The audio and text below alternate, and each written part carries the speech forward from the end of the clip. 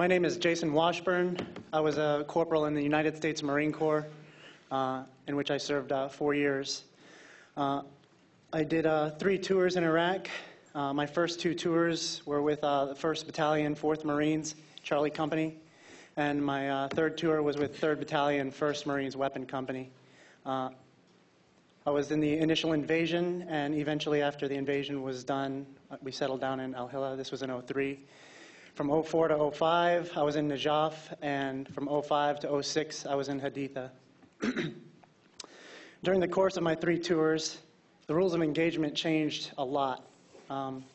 It seemed like every time we turned around, we had different rules of engagement, and they told us the reasons they were changing them was because it depended on the climate of the area at the time, what the threat level was deemed to be, and the higher the threat level was, the more viciously we were permitted and expected to respond.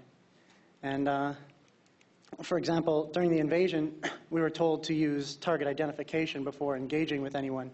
But if the town or the city that we were approaching was a known threat, if the unit that went through the area before we did took a high number of casualties, we were basically, we were allowed to shoot whatever we wanted. It was deemed to be a free fire zone. So we would roll through the town, and anything that we saw, everything that we saw, we engaged it and opened fire on everything.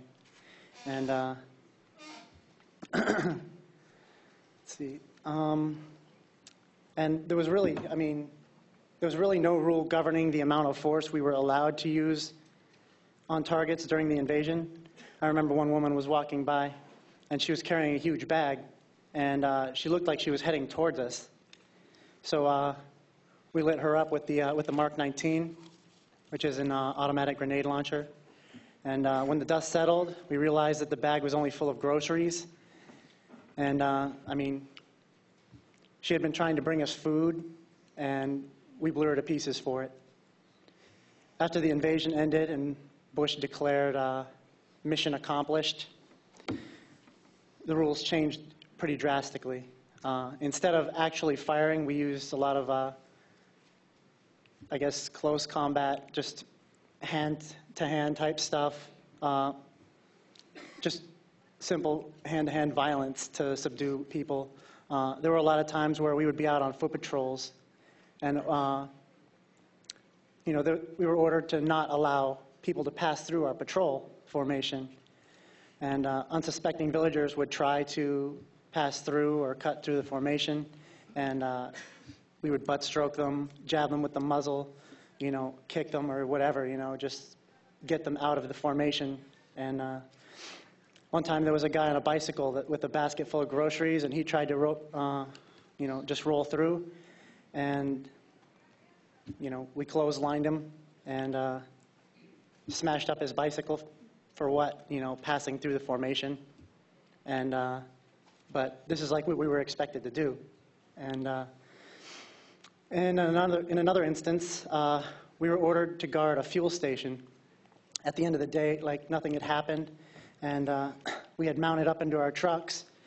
And right when we were about to take off, a bunch of people, Iraqi people, rushed to the fuel pumps to try to take some fuel. And our squad leader called it in, and the response was over the radio was, "What do you think we want you to do? Go F them up." Obviously, in more colorful, language. But so we jumped off the trucks and charged at the Iraqis, and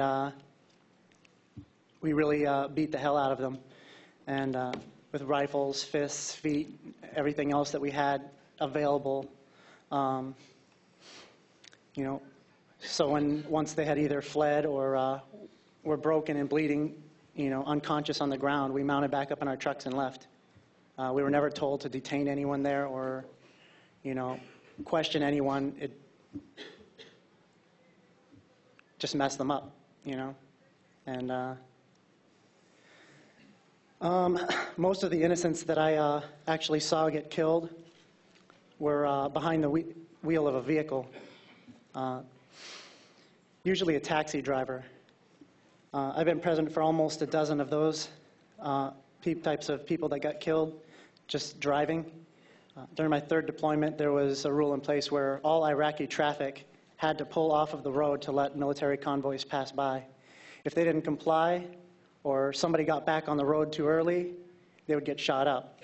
If they approached a checkpoint too fast or too recklessly, they would get shot up.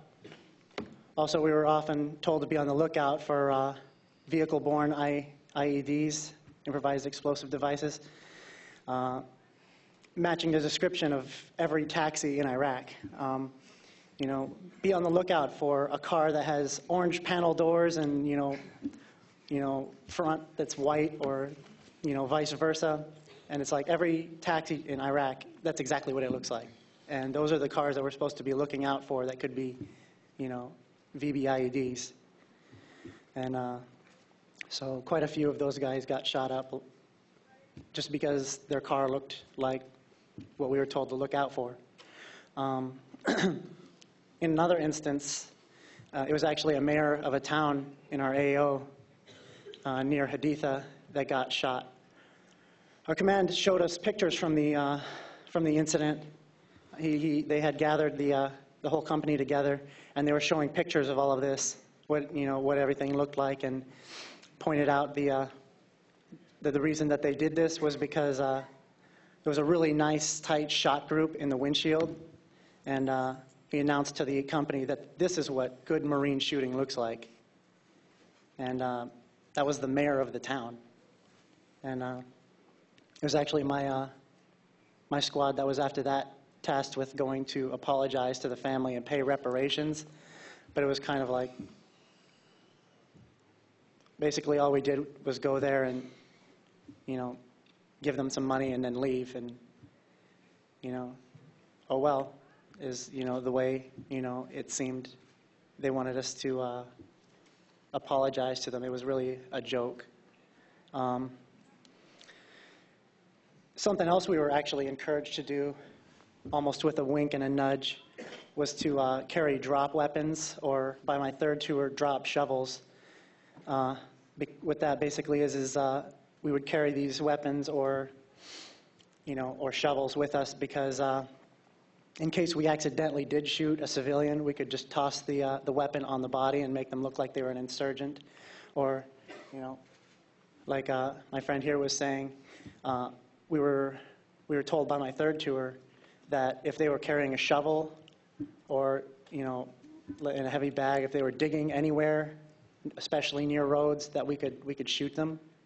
And so we actually carried these, tools and weapons in our vehicles in case we accidentally shot an innocent civilian, and we could just toss it on there and be like, well, he was digging. I was within the rules of engagement.